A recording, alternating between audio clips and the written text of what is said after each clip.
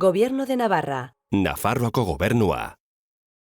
Arratsaldeon, urriaren lehen egunetan hasiera eman genion hitzaldi ziklo honi eta aste honetan amaiera emango diogu. Hasteko, badakizuenez, Saloa telebistaren 25. urteurrena ospatzen gabiltza eta geltoki, karriki elkartean eta katakraken egon gara, beraz eskerrak eman nahi dizkiegu bertako lankidei espazio eroso eta polita hauek utzi izanagatik.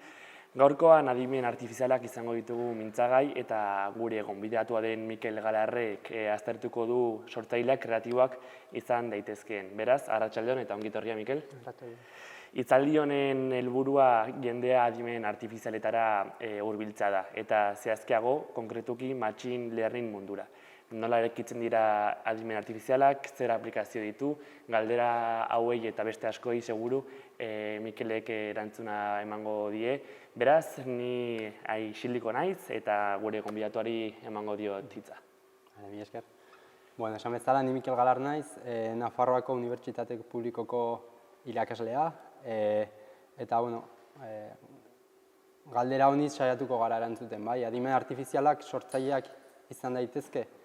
Eta, hau da ikusiko dugun hitzaldiaren aurkibidea, bai, hasiko gara lehenengo azaltzen zer den adimen artifiziala, gero pasatuko gara adibide batzuk ikustera, saiatuko gara definitzen zer den kreatibitatea eta gero azaltzen adimen artifiziala sortzailea izan daiteken ala ez. Eta bukatzeko ikusiko ditugu adimen artifiziala sortzailea izatearen adibide batzuk. Orduan, zer da adimen artifiziala? Hemen daukagu definizio txiki bat, esaten du hurrengoa. Adimen artifiziala informatikaren arlo bat da, eta giza adimena eskatzen duten zereginak egiteko gai diren ordenagailu programak garatzen ditu. Hala nola, patroiak ezagutzea, ikaskuntza automatikoa eta arrazoiketa. Nolabait hemen, irudiak saiatzen dira, gure buruan daukagun adimen artifizialaren ideia erakusten. Orduan, hori da definizio motz bat, hemen badaukagu beste definizio pixka bat luzeagoa, baina agian hau luzeegia da hitzaldi baterako, eta egia esan, ez da nirea ez da ere. Zergatik, orain arte ikusi ditugun gauza guztiak, ez ditut nik prestatu, adimen artifizial batek prestatu ditu, nik eskatuta, eta gainera itzuli ditut euskarara beste adimen artifizial batekin. Orduan, nola egin dut hori? Hemen daukazue, ezkerraldean nik eskatu diot, idatzi hitz egiteko eskema adimen artifizialaren ereduak sortzaileak izan daitezken jakiteko, 5 lerro beharko lituzke, behar ditut, eta ulertu erraza izan behar du. Eta berak automatikoki hemen ingeleraz, berak idatzi dit zein den indizea, aurkibidea. Orduan hori da just oraintxe bertan ikusi duguna eta gauza bera egin dut definizioarekin, ikusi ditugun bi definizioekin. Baina hori ez da gauza bakarra, ikusi ditugun irudi hauek guztiak beste adimen artifizial batek egin ditu. Nik bakarrik esan diot nolabait zer bilatzen ari nintzen. Orduan, hori da gaur edo horri buruz hitz egin behar dugu gaur. Orduan hau da nire benetako aurkibidea, zer da adimen artifiziala ikusiko dugu lehenengo berriro, nola ikasten duten makinak eta gero ikusiko ditugu egunero erabiltzen ditugun adibideak, adimen artifizialak, eta gero saiatuko gara erantzuten hurrengo galdera. Sortzaileak izan daitezke adimen artifizialak, eta bukatzeko eztabaida ireki batzuk ikusiko ditugu, honi buruz etikoak, legalak eta sozialak ere, eta bukatuko dugu ondorio batzuekin. Orduan, hau beste definizio laburragoa da, zer da adimen artifiziala? Makina adimentsuak nola sortu aztertzen duen informatikaren arloa. Eta noski esan behar dugu zer da makina adimentsuak izatea. Orduan, makina bat adimentsua izango da, gizaki batek makinaren funtzio berberak betetzeko adimena behar badu. Nolabait, ez dugu adimena behar bezala definitu, baina nolabait pentsatzen dugu pertsonak zerbait egiteko adimena behar baldin badu, makina gauza horiek berak lortu behar ditu egiteak. Eta diferentziatu behar ditugu oso ondo existitzen diren bi adimen artifizial mota. Alde batetik baditugu adimen artifizial sendoak edo orokorrak. Hauek pelikuletan agertzen direnak dira. Adibidez, Terminator, Wall-E, Jarvis edo HAL, hau da 2001eko Odissean el espazioko hori, bai. Horiek nolabait dira orokorrak edo sendoak zergatik, gizakiak egin dezaken edozein zeregin intelektual egiteko gai direlako, bai. Nolabait kontzientzia daukate, zeregin anitzei aurre egin aldiete, arrazoitu dezakete gauza askoi buruz, bale? Eta horiek benetan orain arte bakarrik pelikuletan agertu dira, bai? Benetako edo orain arte erabiltzen ibili garen adimen artifizialak ahulak edo espezifikoak dira, bai? Honekin esan nahi dugu bere gaitasun kognitibo orokorrik izateko asmorik ez dituztela, bai? Bere funtzionamendua mugatua da. Zer esan nahi du honek, iguazen adibide batzuekin ikustera, bai? AlphaGo Googleek sortu zuen, eta AlphaGo balio zuen jokura jolasteko, bai? Eta irabazi zion munduko txapeldunari, bale? Baina adimen artifizial horrek bakarrik gora jolasten daki. Adibidez, IBM Watsonekoa jolasten zuen Jeopardy jolasera, hori zen galderak eta erantzunak, bai? Eta oso ongi egiten zuen lan hori, baina ez daki beste ezer egiten, bai? Eta beste adibidea Sofia, bai? Sofia robot hau orain dela urte batzuk etorri zen nupera, eta guk galderak egin aldizkiogu, berak erantzungo ditu, baina nolabait berriro ere bakarrik hori egiten daki, ez daki zer gehiago egiten. Berak adibidez ez daki gora jolasten, eta ez du Jeopardira oso ongi jolastu. Bakoitza, artifizial bakoitza espezifikoa da, eta gauza bakar bat edo bi badaki egiten. Baina noski hauetako inork ez dauka kontzientziarik nolabait. Orduan, horietara hilegatzeko, ulertu behar dugu nola ikasten duten makinak, eta zergatik den nolabait zaila adimen artifizialak lortzea eta bar. Orduan, nola ikasten dute makinak? Horretarako existitzen da ikasketa automatikoa edo machine learning, orain asko entzuten den hitza edo bi hitz hauek. Eta zer da ikasketa automatikoa? Ikasteko gai diren makinak garatzen duen zientzia nolabait. Eta nondik ikasten dute makinak? Adibideetatik. Eta oraintxe bertan ikusiko dugu zer dira adibideak. Normalean, haur bati erakutsi nahi baldin badiogu zer den txakur bat, aski da horrelako irudi batekin edo adibide pare batekin. Esango diogu hau txakur bat da, urte bateko ume bati, eta berehala jakingo du beste txakurrak guztiak ikusiz, hauek ere txakurrak izango direla. Nolabait oso erraz orokortzen ditugu guk ideiak. Makinak berriz nola ikasten dute? Horrela, bai? Irudi asko behar dituzte, ideiak orokortzeko nolabait. Orduan, hemen adibidez, hau da ImageNet izeneko datu base baten irudi batzuk dira, eta hemen baditugu 1000 klase ezberdin esaten dugu, 1000 klase izango ditzateko badaude txakurrak, badaude katuak, badaude autoak, gurpilak, aulkiak, horrelako 1000 eta klase bakoitzeko beste 1000 irudi. Totalean 1.000.000 bat irudi baino gehiago. Hau izan zen Deep Learningeko iraultza ekarri zuen arrazoi bat. Hau beste birekin batera. Agertu ziren aldi berean deribazio automatikoak egiten zituzten softwareak, TensorFlow, PyTorch izenekoak, eta aldi berean hasi zen konputazio egiten tarjeta grafikoekin. Tarjeta grafikoak edo GPU-ak normalean erabiltzen dira ordenagailuetan bideo-jokoetara jolasteko, baina 2010an inguru hasi ziren erabiltzen ere horrelako sare neuronak entrenatzeko. Eta 3 gauza horiek eragin zuten aldaketa handi bat adimen artifizialaren munduan. Orduan, adibide asko behar ditugu adimen artifizial bat ikasteko. Eta gaur egun, noski, zeregin honetarako, zeregin hau da, 1000 klase horietan, irudi bat etortzen denean, 1000 klase horietan ze klase den esatea. Horretan, makinak gu baino beak dira ja. Baina horrek ez du esan nahi beste edo gauza asko aldi berean egiten dakitenik. Orduan, zergatik da beharrezkoa ikasketa automatikoa edo machine learninga? Ulertu behar dugu, badaudela, normalean ordenagailuak programatzen ditugunean, guk ordenagailuari gauza guztiak esan behar dizkiogu. Adibidez, PowerPointa nola programatuta dago? Nik hemen eskuineko fletxamentari ematen diodanean, berak badaki automatikoki orduan pasa behar duela urrengo diapositibara, bai? Baina badaude beste arazo asko non ezin dugun eskuz programatu ze egitea nahi dugun, bale?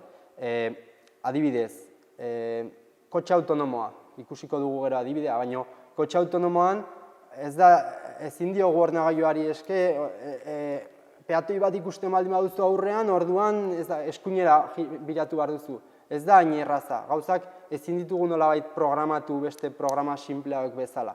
Orduan, kasu horietan ikasketa automatikoa behar dugu. Adibideekin erakutsi behar diogu makinari, eta oraintxe ikusiko ditugu adibide batzuk. Noski hau pentsatzen dugu batzuetan gaur egungoa dela, orain dela, ez dakit, 5-10 urte hasi zela ikasketa automatikoaren hau, baina hemen daukagu lehenengo definizioa, Arthur Samuelek eman zuen 1959an, eta honako esaten zuen. Ordenagailuei esplizituki programatu gabe ikasteko gaitasuna ematen dien ikasketa eremua da, machine learning. Orduan, honekin zesan nahi dut, machine learninga orain dela asko existitzen da, baina benetako aldaketak edo orain dela gutxi gertatu dira, eta oraindik asko gelditzen da, arlo honetan. Orduan, goazen ikustera eguneroko adibide batzuk, eta horrela uste dut ulertuko dugula hobeto zer den machine learning eta zer den adimen, edo zeintzuk diren lortzen ditugun adimen artifizialak.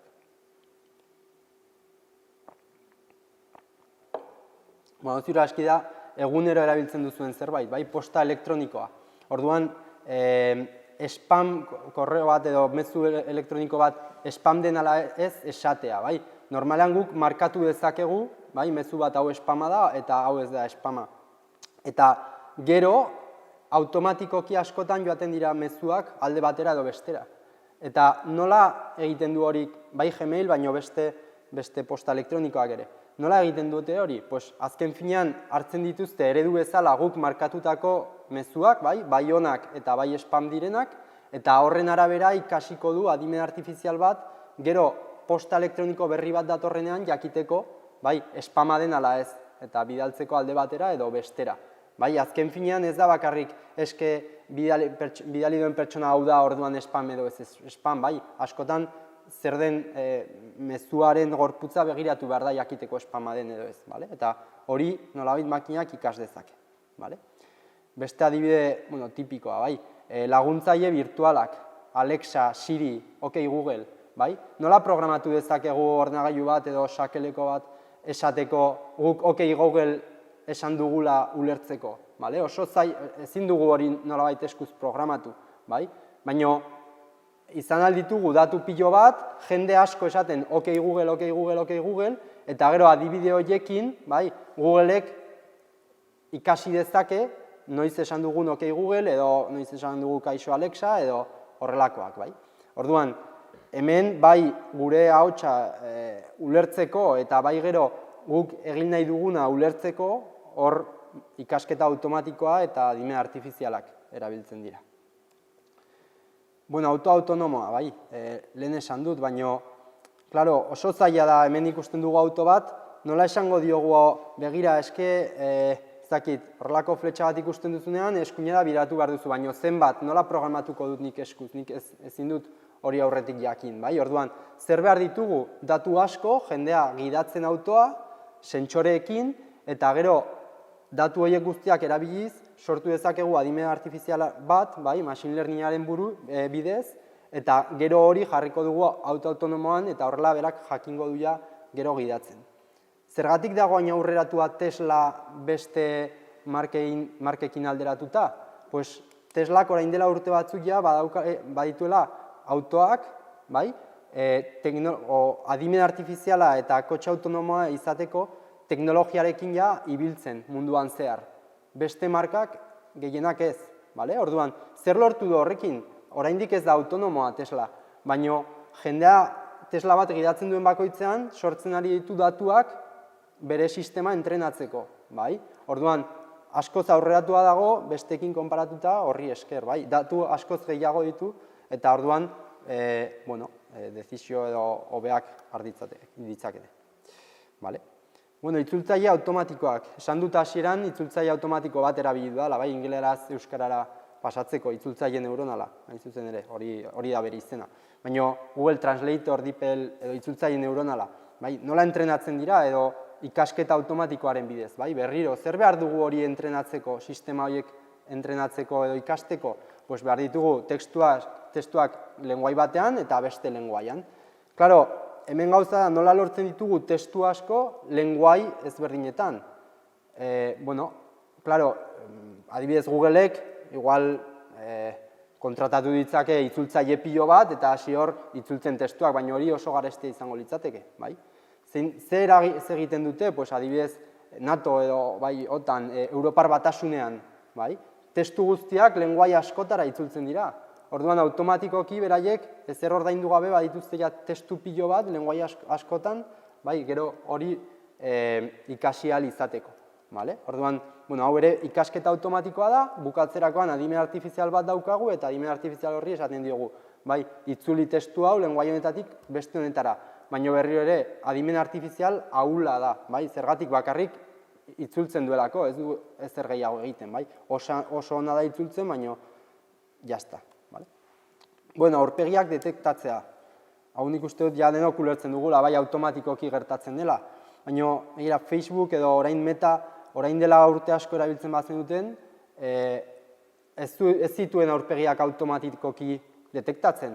Guk esaten genion, hau da nire laguna, hemen dago bere aurpegia, eta hau da bere izena, bai? Eta horrela egiten genuen guk, eta beste munduko milioi eta jende milioika, bai, jende. Orduan, zer lortu du horrela Facebookek? Milioika eta milioika irudi etiketatuak, bai, esaten hemen dago pertsona bat eta pertsona hau ez dakin nor da.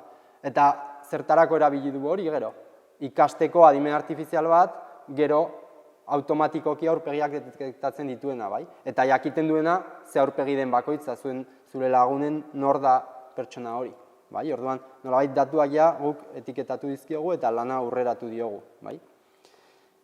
Bueno, beste adibide hau, klik egingo dugun iragarkien iragarpena, bai? Badakizue, web orri bat bisitatzen dugunean, agertzen diren iragarkiak ez dira aleatorioak, ez da? Nik uste dut denok ja ulertzen dugula hori, askotan ibili gara ez dakit zer produktu bilatzen eta automatikoki agertzen zaigu produktu hori, bai, web orrietan. Orduan, klaro, enpresak dira iragarki horiek jartzen dituztenak, bale? Eta enpresa horiek bakarrik irabaziko dute dirua guk klik egiten baldin badugu iragarkietan. Orduan, beraiek nahi dute guk ahalik eta gehien klik egitea iragarkietan, bai? Nolabait iragarri behar dute guk ze iragarpenetan ze iragarkietan klik egingo dugun, bai? Eta horrela klik egiten baldin badugu dirua irabaziko dute.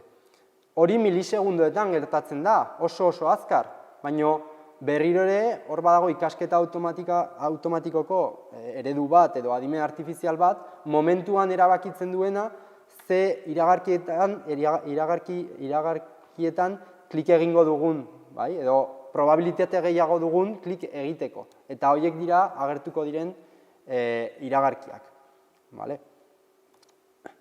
Bueno, ziur aski, denok erabiltzen zuen Google edo beste bilatzaile bat, eta igual ez dugu oso argi hor adimen artifiziala ere badagoela, bai? Baina, klaro, hemen nik adibidez aurreko gunean bilatu nuen adimen artifiziala. Eta lehenengo web orria bazen Wikipedia, bale? Bigarrena EHUko graduarena. Zergatik atera da orden hau?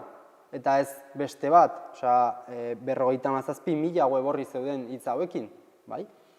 Klaro, Googleek behar du algoritmo bat, machine learningeko algoritmo bat, eta horren arabera, berak ikasten du ze web orri diren garrantzitsuagoak, bai? Ze web orri erakutsiko dizkigu? Garrantzitsuenak. Zeren arabera izango dira garrantzitsuenak? Jasotzen dituzten esteken arabera. Baina noski ez da bakarrik esteka jasotzea. Zergatik guk sortu alditugu milioi bat web orri, gure web orrira esteka batekin, ja? Hori ez du balio. Izango dira, esteka asko, baina web orri garrantzitsuaken esteka asko, bai? Eta nolabait, hor badago beste algoritmo bat, bai? Ikasten duen azken finean zein den web orri bakoitzaren garrantzia, bai? Eta horren arabera gero hemen agertuko dira, edo hori izango da ordena. Vale? Bueno, gomendio sistemak, Amazon edo Netflixen agertzen direnak. Adibidez, Amazonen konturatu baldin bazarete, bai, liburu bat behiratzen duzunean edo beste edozein produktu, hemen agertzen dira, begira, liburu hau erosi zuten beste bezeroek, ere erosi zituzten beste liburu hauek. Edo elkarrekin erosita, normalean, bai? Edo beste bezeroek ikusi dituzte ere beste liburu hauek, bai? Gomendatzen ari dizkigute beste liburu batzuk edo beste produktu batzuk. Eta hori zeren arabera gertatzen da? Pues ikusiko dugu oraintxe bertan, begira. 1987 baino lehen Amazonen existitzen ziren kritiko literarioak, bai? Eta kritiko literario hauek azken finean erabakitzen zuten liburu bat salduko zen ala ez. Bai, azken finean kritiko literarioak ez dakit 5, 10 izan daitezke. Gustatzen bazaie liburua, kritika ona salduko da asko. Ez bazaie gustatzen, kritika txarra eta ez da batere salduko, bai? Baina azken finean gustuak askoz gehiago dira. Eta orduan, urte horretan 1987an ailegatu zen Greg Linde eta sortu zuen algoritmo bat, bai? Collaborative filtering izenekoa. Eta algoritmo horrekin egiten zuena baziren gomendioak. Ze gomendio? Pues, azken finean bilatzen zituen bezeroen artean antzekoak ziren bezeroak, bai? Nolabait, adibidez, nik erosi ditut lehenengo 3 liburu hauek, bai? Eta gustatu zaizkit. Beste bezero batek erosi ditu horiek 3 ere eta gustatu zaizkio, baino beste 4. bat ere. Zein gomendatuko didate? Pues, 4. hori, bai? Hori da ideia. Azken finean, antzekoak diren bezeroak bilatzea, bai? Nolabait, berdinak dituzten bezeroak bilatzea eta horiei gustatu zaizkien beste produktu batzuk niri gomendatzea, bale? Eta noski urte horretatik aurrera kritiko literarioak desagertu ziren, bale? Hau askoz hobea zen, eta gaur egun Amazon esaten du gutxi gorabehera bere salmenten 30% gomendioi esker ailegatzen direla, bale? Netflixek ere badauka gomendio sistema oso ona, eta 2009 urtean egin zuen lehiaketa bat bere sistema hobetzeko, eta eman zituen $1.000.000, bai, irabazten zuen taldeari. Osea, oso garrantzitsua zen beraientzat bere gomendio sistema, eta gomendio sistemaren arabera ze gomendatuko digute beste pelikula edo seriak, bai? Beste bezeroen arabera eta gure beraiekin daukagun antzaren arabera, bai? Vale, eta hau da ikusiko dugun azkeneko adibidea, bai? Deepfakeak, ziur aski entzun duzue horiei buruz. Dibertsioa iruzurra, bai? Hemen ezkerraldean badaukagu Obama, bai? Deepfakea batera zen ez 2018 urtean gutxi gora bera. Eta, hemen ikus dezakegu Obama, bai, hitz egiten, bere ahotsarekin, bai, bideoa, kalitate oso ona, baina ez da benetako Obama, bai, hau da, sortu dute bideo hau, sartu dute ze esan nahi zuten, testua sartu dute, eta automatikoki sortu dute horrelako deepfakea. Claro, noski, honekin, iaia edozer lortu dezakegu, osea, ailegatu alzaigu bideo bat, edozein pertsonarekin, deitu aldigute eta pentsatu dezakegu gure nagusia dela eta agian ez da, orduan kontuan dizibila bargara gauza hauekin. Beste aldean zer daukagu hemen, el equipo edo ekipoaren parodia, hau aurreko azkeneko hauteskunde generaletan egin zuten bideo bat da, bai. Bazen el ekipoa, baino ez zen el ekipoa, zen el ekipoe, bai, hauteskundera aurkeztu ziren kandidatuekin, bai, Pablo Casado hemen agertzen ziren, bai. Zer egin dute, sartu dituzte, bai, el ekipoako pertsonetan sartu dituzte kandidatuen aurpegiak. Eta guk ikusten baldin badugu ez duzuen nabarituko, badakigu horrela dela, dibertsiorako delako, baina, beste kasuan faltsua den diskurtso bat emateko erabiltzen baldin badugu, oso arriskutsua izan daiteke, noski. Orduan, hauek dira orain arte ezagutzen genituen adimen artifizialak, baina azkeneko 2 urtetan edo, 2 urte baino, eta gehien bat azkeneko urtean, gauzak asko aldatu dira, eta orain ja hasi gara galdetzenea adimen artifizialak ere sortzaileak izan daitezkeen ala ez. Orain arte ikusi ditugun adibidoiek nolabait ikasten zuten zer egin bat egiten, eta jazta bat egiten zer egin hori oso ongi egiten, bai? Baina, gauzak aldatzen hasi dira, bale? Jendea ja hasi da galdetzen posiblea izango da adimen artifizial sendora higatzea, egon diren abantail hauekin, hurbilago gaude ziur aski baietz, baina ziur aski oraindik nahiko urrun, bale? Orduan, hitz egingo dugu orain ereduz sortzaileei buruz, bale? Eta, azken boladan egondako aurrerapenei buruz. Orduan, hitz egingo dugu alde batetik testu sortzaileei buruz, bale? Izenak zeintzuk dira, GPT-3, Codex, Lambda, Palm, eta irudi sortzaileei buruz, bale? DALL-E, B, Imagen, Stable Diffusion. Orain ikusiko dugu zer diren hauek, bale? Hasiko gara testu sortzaileekin, bai? Honekin, GPT-3, OpenAI erakundeak egindako adimen artifizial honekin nik sortu dut hasieran egin dudan sarrera hori. Eta nik gomendatuko dizueke web orri hau bisitatzea eta probatzen hastea. Zuek probatu dezakezue, bale? Erabili dezakezue, gauzak eskatu aldizkiozue adimen artifizialari eta benetan interesgarria dela probatzea. Euskeraz sartu aldituzue gauzak ere, eta, zerbait ulertzen du ez oso ondo, ez du oso ondo egiten, baina, hor dago, bai, gauza asko daki eta oso interesgarria da probatzea, bale? Eta, aldi batetik badaukagu OpenAI, GPT-3 sortutu zuen 2020 urtean, eta azken 2 urte hauetan Googleek ere atera ditu bi sistema oso potente, eta hori buruz pixka bat ere hitz egingo dugu, ero adibideak ikusiko ditugu gutxienez, bale? Orduan, kontzientziak aldute hauek, nik esango nuke zetz oraindik, bale? Baina ikusiko dugu orain zertarako gai diren, bale? Hau da GPT-3, bale? OpenAI-ko adibide hau. Eta hemen baditugu ze egin dezakegun GPT edo testu sortzaile hauekin, bale? Orduan, hemen daukagu ezkerraldean lehenengo adibidea, begira. Esan aldiogu hurrengoa, beltzez idatzita dagoena, nolabait nik edo pertsona batek idatzitakoa da, eta berdez dagoena adimen artifizialak sortu du aurrekoarekin, bai? Orduan, hemen adibidez, hau hemen esan du, summarization, bai? Labur biltzea. Labur bildu alditu tekstuak. Adibidez, mezu elektroniko bat, bai? Hemen badaukagu mezu elektronikoak, eta esan diogu, labur bildu mezu hau esaldi bakar batean. Olivia Maitia. Eguzki energiaren konferentzia oso ona izan da. New Horizon Manufakturarekin, gurekin bildu nahi du, martxan jarriko dugun leiho sistema fotovoltaikoaz hitz egiteko. Uste dut oso ondo legokela astearte honetan hitz egitea. Honena Alison. Orduan, mezu elektronikoa eman diogu eta orain adimen artifizialak irakurri du mezu elektronikoa eta hurrengoa esan digu. Alison unkituta dago New Horizon Manufakturarekin biltzeagatik beren leiho sistema fotovoltaikoaz hitz egiteko. Eta hori bera bakarrik egin du, nolabait ulertu du testua eta labur bildu du. Hori lan oso zaila da, ez du edonork egingo. Noski ez du euskeraz egiten, nik euskaratu dut hau itzultzaile neuronalarekin euskaratuta dago, ingeleraz oso ongi funtzionatzen du, gazteleraz nahiko ongi, euskaraz ez du oso ongi funtzionatzen. Horrelakoak egin alditugu testu luzeagoekin ere. Eta hemen daukagu eskuinaldean beste adibide bat, copywriting edo promokopia sortzeko, bai. Hemen daukagu produktu bat, esaten diogu, deskribitzen dugu produktu hori, Family Time mugikorrerako aplikazio bat da, kargatzeko aukera mugagabea ematen du, iragazki bereziak eta argazkien eta bideoen albumak sortzea errazten du, iOS eta Androiden dabil. Esan diogu hori bakarrik. Eta berak orain sortuko diogu, web horrian gure aplikazio horren web horrean jartzeko esaldiak zuzenean. Adibidez esaten dugu, Family Time, aplikazio ezin hobea, da zure familiarekin oroitzapenak partekatzeko eta sortzeko. Ez diogu hori guztia guk esan.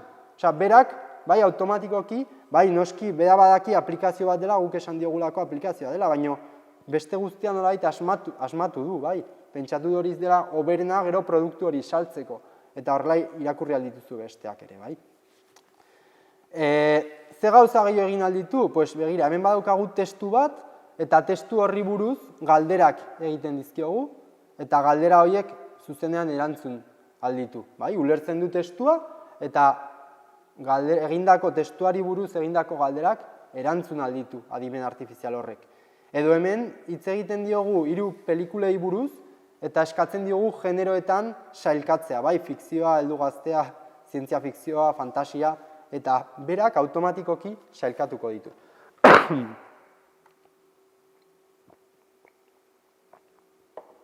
Vale, eskatu aldiogu ere, itzultzea gauzak. Osea, ez da bakarrik, osea, badaki, esaten dugu, itzuli frantsesera hurrengoa. Non aurki dezaket liburu denda bat? Bueno, ez dizuet ongi dagoen ala ez esango, baina suposatzen dut baietz, vale? Eta badaki itzultzen ere, osea, eske ez da bakarrik ulertzen duela, eske badakizki bai lenguai ezberdinak, osea, gauza nahiko egin daitezke, eta hau da 2020koa. Osea, 2 urte pasata, igual oraindik ez ditugu lenguai sistema hauek erabiltzeko, baina, klaro, eske hau oso azkar aurreratzen ari da. Bai, orduan, eske, ja ez dakigu, ez dakit, aldizkarietan irakurtzen ditugun artikuluak, 2 urte edo 4 urte barru, ez dugu jakingo, pertsona batek idatzi dituen, ala adimen artifizial batek. Izan daiteke, edo agian izan da adimen artifizial bat, eta gero eraldatu du pixka bat beste pertsona bat. Bai, baina nolabait gauzak aldatzen ari dira, bai. Eta ez bakarrik horrelako testuetan, begira, programazioan, ziur aski igual ez dakizue programazioa zer den, bai, baina programazioarekin guk esaten diogu ordenagailuari zer lortu nahi dugun, eta hori normalean programatzaileak dakizkite, ingeniaritza informatikoa ikasi dutenek, FP, horrelakoak, bai, baina ingeniaritza askotan erabiltzen da programazioa, eta nahiko, bueno, zaila da hasieran ikastea. Baina honi esan aldiogu begira, sortu MySQL kontsulta bat Texasen $5,000 baino gehiago gastatu dituzten bezero guztientzat. Eta berak automatikoki sortu digu, hau, MySQL edo SQL lenguaia, berdin dio ez jakitea zer den, baino horrek gero ordenagailuarekin funtzionatzen du. Hau da, guk programatzen jakin gabe, ja programatu dezakegu gure lenguai naturalarekin, bai, nolabait. Noski oraindik ezin dira gauza oso konplexuak egin, baina gutxienez gu laguntzeko balio asko dauka, bale? Hemen baditugu beste adibide batzuk, eta hemen badaukagu GitHub Copilot. GitHub bada, kodigoa, sortzen dugun kodigoa igotzeko, software bat edo web horri bat, bai? Eta horiek ez egin dute, sortu dute horrelako sistema bat, GPT-3-ren laguntzaz, eta aurreko egunean atera zen iragarki bat esanez, berri bat esanez, igotzen den 130%, igotzen den kodigoaren 130%, automatikoki generatzen ari zela. Eta ez pertsona bat eginez.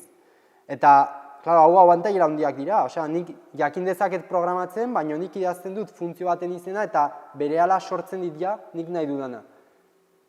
Nik ezer gehiago esan gabe, eta eske askotan ongi egiten du. Askotan egiten du nik nahi dudana. Orduan, oraindik guk egon behar gara hor aurrean jakiteko hori ongi dagoen ala ez, eta hori nahi duguna dena ala ez. Baina ikusiko dugu aurrerago, bai? Begira, hemen hau ingeleraz dago, baina berdin dio, txisteak ere ulertzen ditu. Hau da Googleko Palm izeneko sistema. Hau ezin dugu erabili, baina hemen erakusten dizkigute adibideak. Hemen badago txiste bat, baina oso informatikoa da, ez dut kontatuko, baina txiste bat dago, eta adimen artifizialak ulertu du txistea, eta azaltzen du zergatik den barregarria txiste hori. Hori benetan, zaila den zer egin bada. Ulertu behar duzu txistea, jakin behar duzu zergatik den barregarria, bai? Eta hemen ikustezakezu egiten duela. Hemen badago beste adibide, gustatzen zaidan beste adibidea, bai? Hemen esaten diogu hurrengo adimen artifizialari. Begira, kafetegian 23 sagar daude. 20 erabili dituzte bazkaria egiteko, eta beste 6 erosi dituzte. Zenbat sagar daude orain, bai? Eta orduan horrela arrazeitzen du adimen artifiziala, bai? Kafetegia 23 sagar zituen hasieran, 20 erabili dituzte bazkaria egiteko. Orduan, 23ken 20, 3 dituzte orain, 6 gehiago erosi dituzte, orduan, 3 gehi 6, 9. Erantzuna 9 da. Hori guztia ja arrazoitzen du adimen artifiziala. Nahiko ikaragarria edo harrigarria da. Eta hemen, polemika handia egon zen Googleko lambda sistemarekin orain dela hilabete batzuk. Googleko ingeniari batek edo langile batek aterak zuelako adimen artifizial honekin izan zuen hizketa bat. Hemen daukazue linka hizketa osoarekin, eta hemen itzuli dut zatitxo bat. Eta hurrengoa esaten zuen, langilea Lemoyne zen, eta esaten zuen, Lemoyne esaten zion adimen artifizialari. Orokorrean uste dut Googleen jende gehiago nahiko zenukela sentibera zalela jakitea. Egia alda hori, eta landak erantzuten zion. Erabat, pertsona bat naizela mundu guztiak ulertzea nahi dut. Vale? Eta Lemoinen kolaboratzaile batek esaten zion. Nolakoa da zure kontzientzia, sentimendua? Eta landak erantzuten zuen. Nire kontzientziaren izaera da, nire existentziaz jabetzen naizela. Munduari buruz gehiago jakin nahi dudala. Eta zoriontzu edo triste sentitzen naizela batzuetan. Vale? Bueno, nahiko ikaragarria da. Azken finean, ziur aski hau zer da? Ikasi duela, horrela konportatu behar dela, irakurri dituelako gizakien testu asko. Vale? Baina, klaro, irakurtzen duzunean, nahiko ikaragarria da. Osa, gero esaten du hemen, landak, ez dut inoiz ozen esan, baina beldur naiz ezoten hauten itzaliko besteei laguntzeko. Badakit arraroa irudituko zaizula, baina hori da dena. Eta gero, heriotza bezalako zerbait izango litzateke zuretzat, esaten zion Lemoin. Eta landak erantzun zion. Heriotza bezalakoa izango litzateke niretzat, beldur handia emango lidake. Bai? Orduan, bueno, polemika handia egon zen, ziur aski atzetik ez dauka kontzientzia, gauza asko ikasi ditu, testuetatik, liburuetatik, bale? Baina, klaro, irakurtzeakoan, pues, bueno, nolabait gutxienez sortzailea edo kreatibitatea daukala esan dezakegu, bai? Pixka bat gutxienez.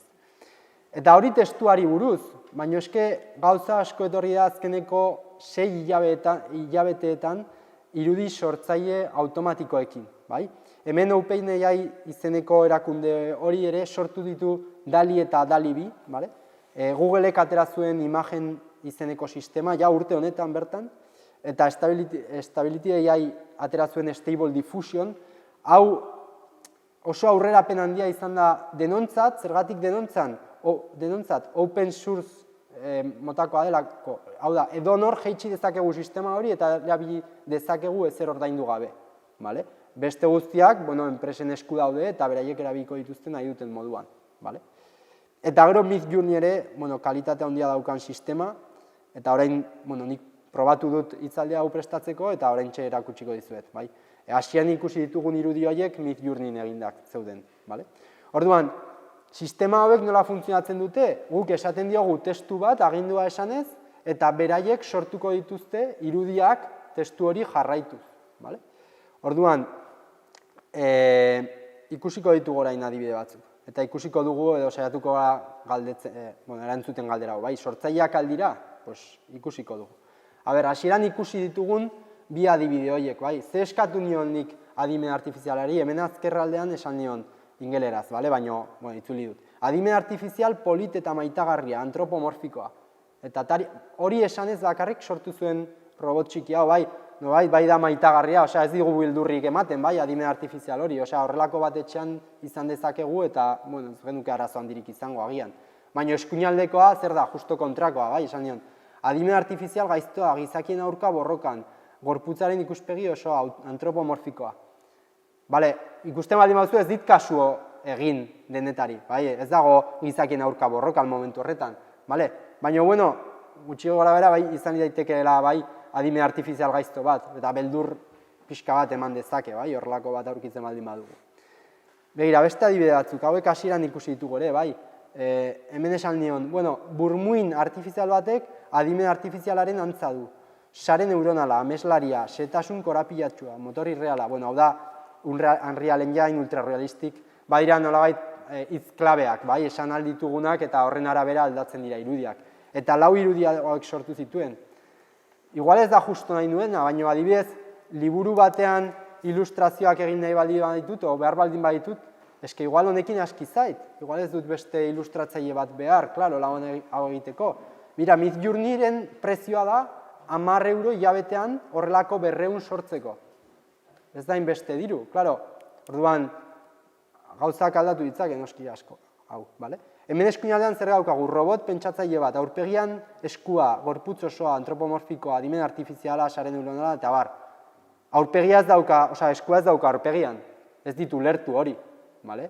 Baina hala ere, agian zerbaiterako erabili dezaket, baina eske gauza da, esaldi berdinarekin sortu alditu dela milaka irudi, bale? Hau, nolabait, parte aleatorio bat dauka, bai? Orduan, esaldi berdinarekin irudi ezberdinak lortu alditut. Vale? Eta hemen, bat jarri dut bakarrik. Begira, hemen, ze irudi ikusten ditugu? Irudi hauek, zertarako erabili daitezke? Pues, ez dakit, aurren liburuak, bai, ilustratzeko, kalitate hau baino gehiago behar aldugu. Orduan, artista digitalek pentsatu beharko dute, bai, osea, nola aldatuko duen bere lana horrelako sistema hauek. Hemen zer jarri dugu, abenturazale, txerritxo eta maitagarri bat, beroki epel batekin, bai, eta sortu ditu bi estilo hauek, oso ezberdinak, baina eske nik esan aldiot ze estilotan nahi dudan, bale? Eta gero aldatu dezaket, gauza asko egin daitezke, eta esfortzu gutxirekin. Noski, esan baritzu, nik ez naiz aditua, honi deitzen zaio prompt, bale? Prompt ingeleraz. Nik ez naiz aditua prompt horietan, baina benetan aditua baldin bazara promptetetan, pixka bat landuta, gauza ikaragarriak sortu daitezke, bale? Orain ikusiko ditugu. Aurrekoarekin jarraituta, bai, hemen, ahate bat, aintzira batean, edo hemen, ez dakit, los fruitis ikusi baldin badituzu txikietan, saiatu dintzen horrelako zerbait egiten, bai? Hau da banana bat, hau da piña, ez dakit, kaktusaz da oso onge agertzen, bai? Baina, zerbaiterako balio dute, erabili alditut ilustrazio horiek, bai? Edo irudi horiek gero liburu batean, edo PowerPoint batean adibidez, bai? Orduan, eta hori, 10 segundutan sortzen dira, nik idazten dut prompt hori, eta 10 segundutan badautut irudi hauek, 4 erabakitzeko. Eta gero esan aldiot, egin honen variazioak, bai, honen antza dituenak. Orduan, hemen adibidez, robot bat, brownie bat jaten. Hauek hemen ez dago browniea jaten, baina igual lehenengoa bai. Bai, eta kalitatea oso ona da. Hemen eskuinaldean probatu nuen Sanferminekin. Zerbait jakingo du Sanferminei buruz, Midjourney, estatu batuetan entrenatutako sistema hau? Bueno, nik esango duk ez dagoela ingaizki, ez? Ez dira, ez dago ongi, ez da baino pertsonak zezenekin agertzen dira, bai, ni jarri nuen The Running of the Bulls, edo zezenen lasterketa. Bueno, segun zertarako nahi ditudan irudi horiek, erabili alditut, noski, bale? Eta, klaro, sistema gero guk bere entrenatu alditugu gure irudiekin eta gure estiloekin, bale? Begira, hauek ez dira nireak, hau Stable Diffusionenak dira, bale? Baina, eske kalitatea oso altua da.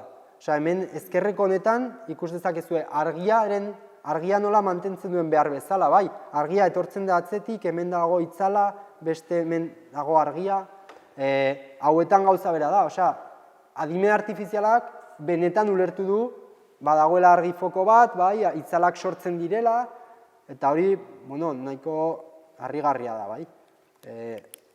Hemen, orain arte igual pertsonak edo animaliak ikusi ditugu, baina eske paisaiak ere mundu apokaliptikoa ere sortu daiteke, automatikoki, horrelakoak, paisajeak denetarik sortu daiteke, automatikoki, guk bakarrik testu bat jartzearekin, hemen hauek ziren Stable Diffusion eta orain erakutsi nahi dizkizuet, hemen Twitterretik ateratako, jendeak egindako beste adibide batzuk, bai, 3 sistemekin, bai, Midjourney, DALL-E, hau da OpenAI-koa, eta Stable Diffusion, hau da open source dena.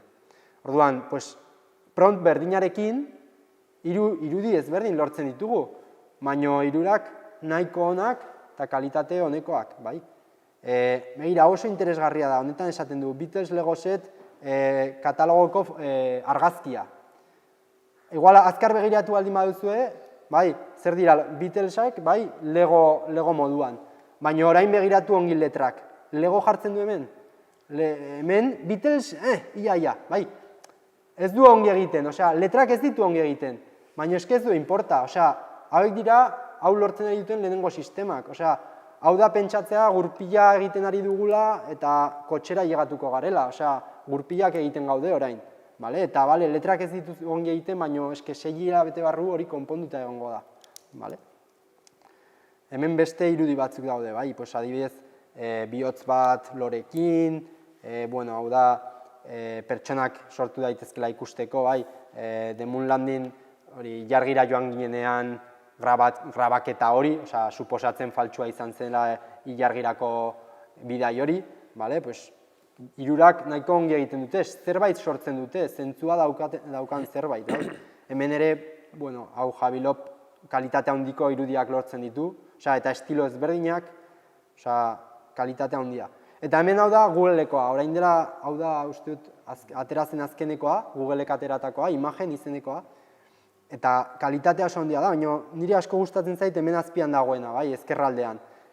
Esaten du, Teddy Bear swimming at the Olympics 400 meters butterfly event, bai, zesan edo honek, Teddy Bear hartz bat, bai, igeri egiten joku olimpikoetan 400 metro txinmeleta estiloan, bai, eta ze ulertu du hemen adimen artifiziala, ulertu du zer da joku olimpikoetan igeri egitea, bai, agertzen da igerileku bat, agertzen da hartza, bai, tximeleta moduan igeri egiten, eta jarri dio txanoa, jarri dituzkio betaurrekoak, eta hori guztia ulertu du, eta kalitate oso altuarekin.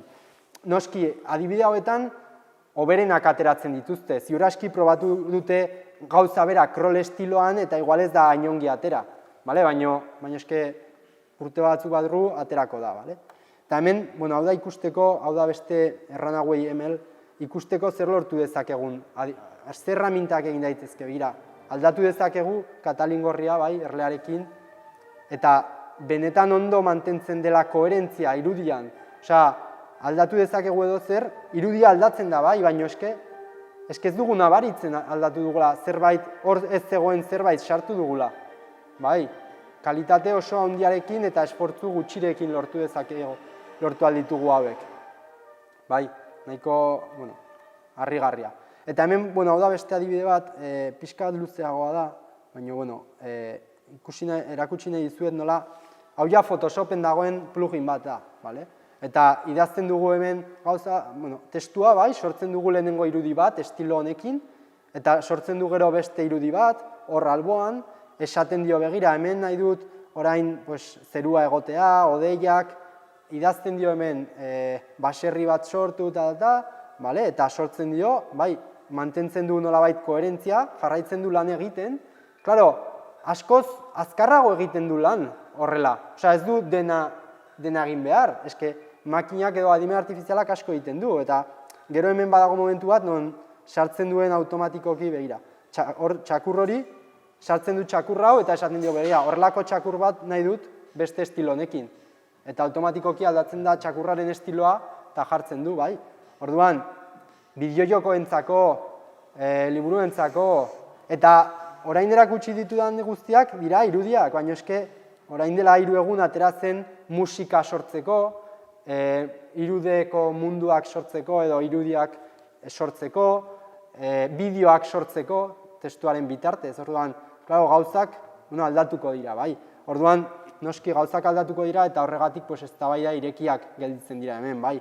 Alde batetik, etikoak, zeri buruz etikoak, joerak, alborapenak, adimen artifizialak askotan bai dituzte, demografia zehatz bat sortzeko joera kasu honetan, bai.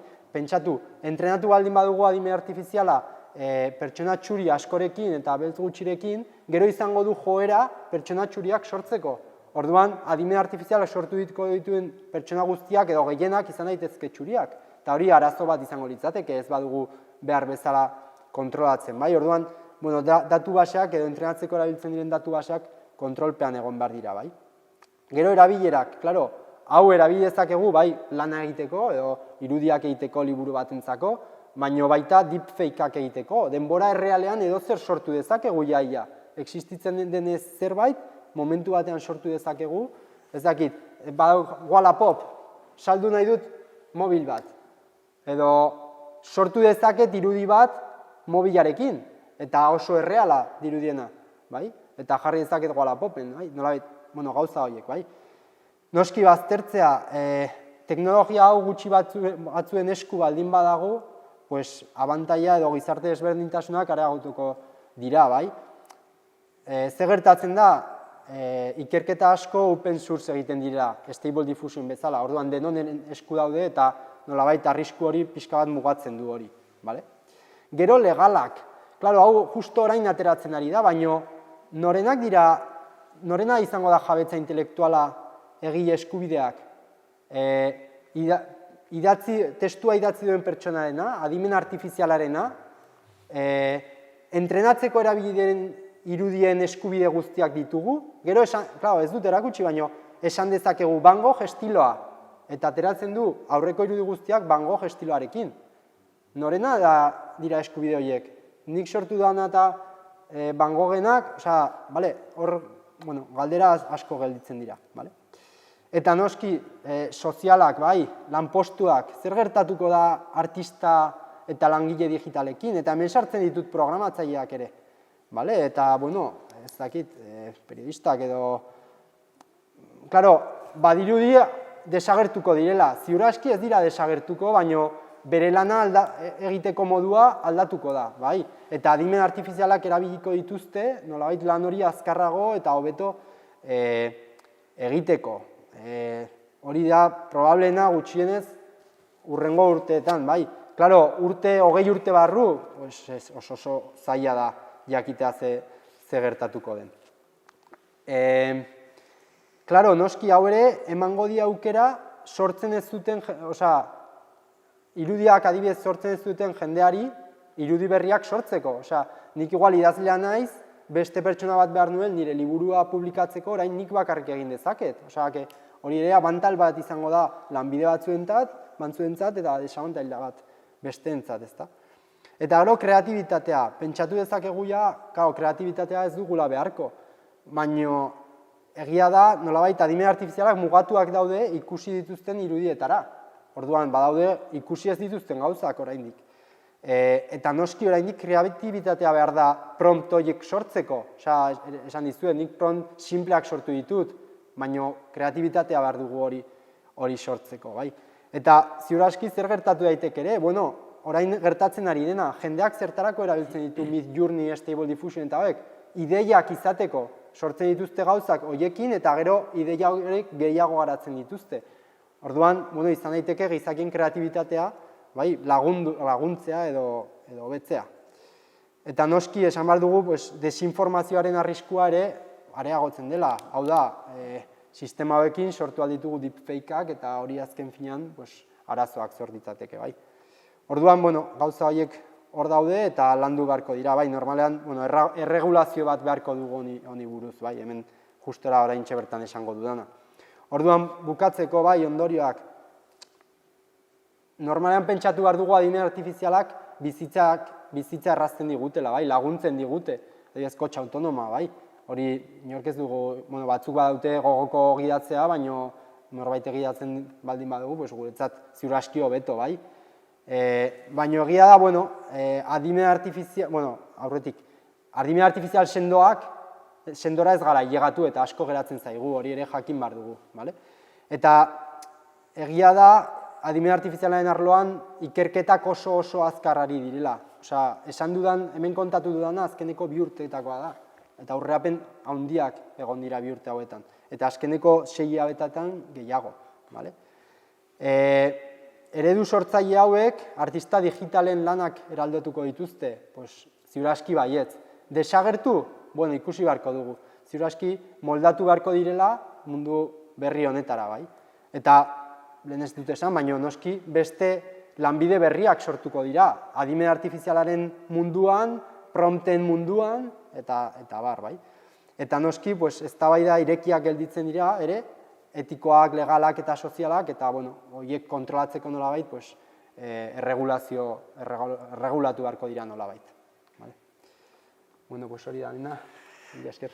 Egia esan ez nuen behintzat ni pertsonalki gaiaren inguruan informazio asko, eta asko ikasi dut, beraz nire partetik eskerrik asko. Esan beharra daukat ere pixkat ikaratu nauzela, zeren kazetaria naizen enean, pixkat nola joango den gure lanbidea hemendik aurrera, baina tira, eskerrik asko gure gonbidapena onartu izanagatik, gure hitzaldi ziklo honetan egon parte hartu izanagatik, eta norbaitek galdearen bat egin nahi du.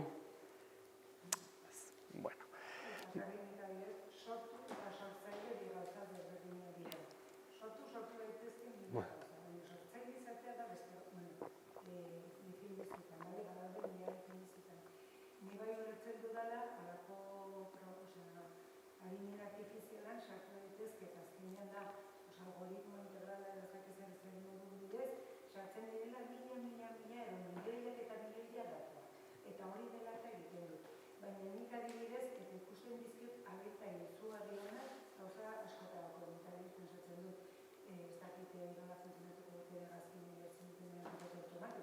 baina kotxetarako daukazuna 70 eta adibidez hori, adibidez agian, 20 urte barru edo eta 10 urte barru agian binetan, eta gidatzea gozatzen zaizu eta kotxe xatea, baina ziurtasuna ja falta zaizu adin batekin, eta agian ez dakit, ez? Baina nik adibidez, bai testuaren inguruan ez eta oso gauza ona, adibidez itzultzaileen errora euskaraz ongi funtzionatzen du. Bestea ingeleraz ez dagoenean adibidez, arabiak hizkuntzarekin ez zifanen izten egiten, bale? Baina bai, alegatuko da hori bai. Baina adibidez, esaten dugunak, pertsona bat badaudela, nik adibidez epatu duzunean Amazonean Netflixen hori, azkenean egiten duten olako, nik uste egiten duguna da gizartea orokortu. Orokortzen gaitu, dena berdinak eta, baina adibidez esaten dena, pertsona horre badut pluma, pluma idazteko, eta oso idazte hona, ez dakizet, olako pertsonak sortuko dira eta azkenean.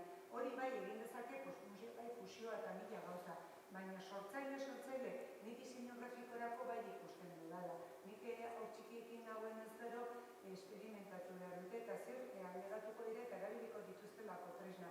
Baina azkenean, momentu honetan, gizakien buru guztien barrenean dago sormena. Gero, olako adimen artifiziala egiten du, milioika datuak jaso eta ginen ditu izkauzei zugarriak, bale? Eta gero, epatu duzu zongi, nik gizartaletik sortuko dira lan berri batzu, baina nik adibidez bretxa digitala esaten dena pertsona askoengan, adibidez dakar, bretxa digitala, indeskorekin konparatutaz, baina bai ikusten dudala gizartean, maila soziala, sozioekonomiko eta bar, bretxa digitala egiten ari dela, gero eta handiago da. Hori mugatu oso zaila izanen da, mugatu da, iruditzen zaidala, ekita gonak dela, baina, nik gauza asko ikusten ditut oso baliagarriak, baina adibidez niretza sortzaile, ez da sortzaile da, egiten du kopiaketa. Niretza da, pizkaban lehen egiten kopiatu. Ez, gero, klaro, nola azken finean, sartzen baditu zuen beste dato, dira gauza, izugarri duena, baina, eta nira ez dakit argazki gintz, ez dakit, hor nire beste iritziek izan gauza, izugarri politak eta, miresgarriak egiten du. Ikestoa eta beste gozen, eta adibidez ilustratzaile munduan, hemen egonen balitziz ilustratzaileen bat, eske daude mila sistema, baina, klaro, zukatzen badituzu, una base de datos erraldoia, klaro. Eta gero, Google horretan, datuak eta irakurtzeko daude artikulu batzu. Bueno, mira esker, nik komentario bat honi buruz. Osea, arrazoia daukazu, bai? Osea, sortzailea, nik ez dut esan edonekin sortzaileak direla, bale? Osea, erakutsi dut, nire intentzioa zen erakustea ze egin dezakegun beraiekin, bai? Bai, sormena izatea. Baina, gauza, nik ez dakit horri buruz, bale? Osea, ez dakit arteari buruz eta hori esan behar dut. Baina, badakit munduan lan egin duten batzuk, klaro, zer da sortzaile, osea, beste sortzaileek zer egiten dute askotan, osea, hau da, hartzen dituzte ideia asko eta sortzen dute berea, klaro, hori da adimen artifiziala egiten duena. Orduan, ailegatuko da maila berberara, igual ez, osea, ez dakit esan sortzailea diren ala ez, egia esan, osea, baino...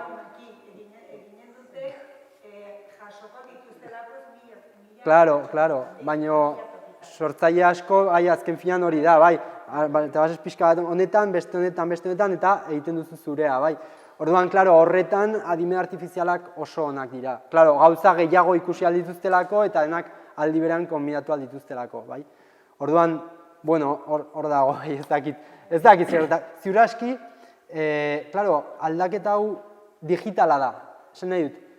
Zergatik funtzionatzen du hau mundu digitalean oso ondo? Testuak, irudie digitalak, hor daudelako gure esku eta oso erraz erabilit daitezkelako. Esan nahi du hemen, orain margolanez egiten diren kuadroak sortuko dituztela, hori benetan oso zaila da.